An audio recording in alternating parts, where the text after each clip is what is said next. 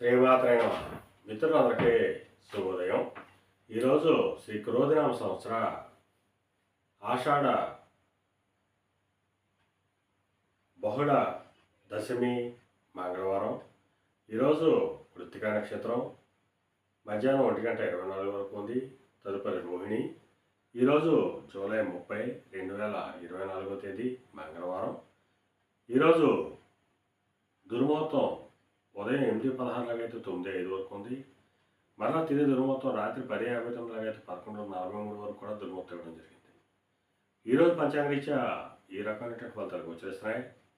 అలాగే ఈరోజు జూలై 30, 2024 తేదీ మంగళవారం.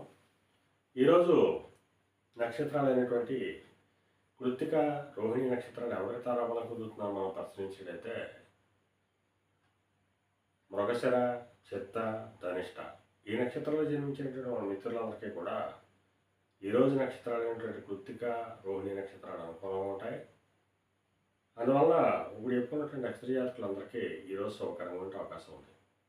అలాగే ఈరోజు రాశిఫలం మనం పరిశీలించినట్లయితే మేషరాశిలో జన్మించిన వాడికి విశేషమైనటువంటి ధనలాభం కలిగేటువంటి అవకాశం ఉంది.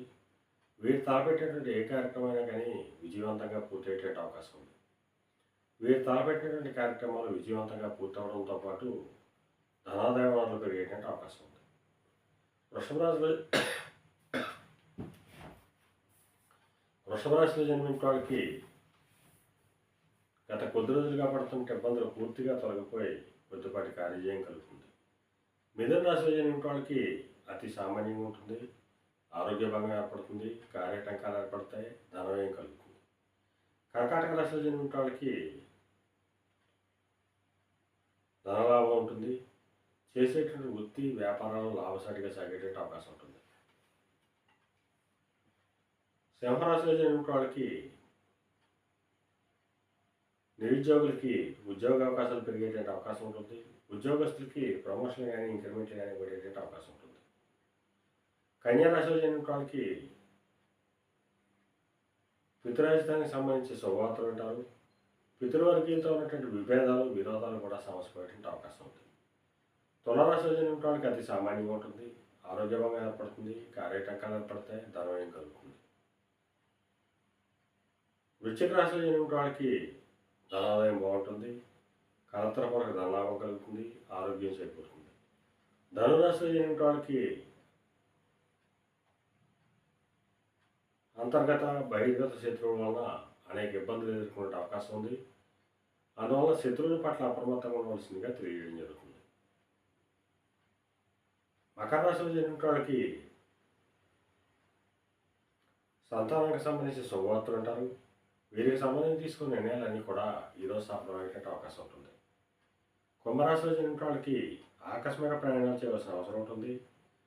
అటువంటి ప్రయాణాల్లో ప్రమాదాలు ఉంటాయి కాబట్టి తగిన జాగ్రత్తలు తీసుకోవాల్సిందిగా తెలియజేయడం జరుగుతుంది.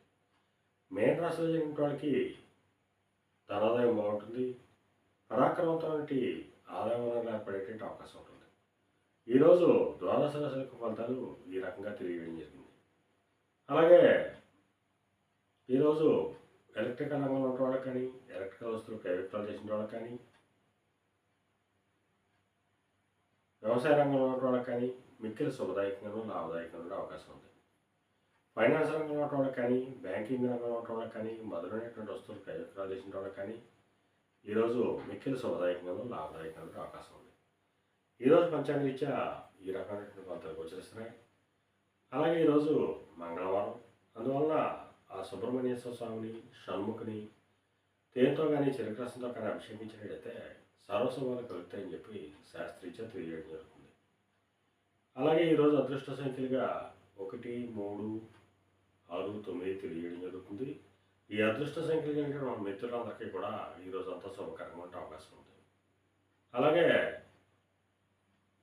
లేదా ఎరుపు రంగు వస్త్రాలు కానీ లేదా దావడ వస్త్రాలు కానీ ధరించినట్లయితే సర్వశుభాలు కలుగుతాయని చెప్పి శాస్త్రీత్యా తెలియజేయడం జరుగుతుంది.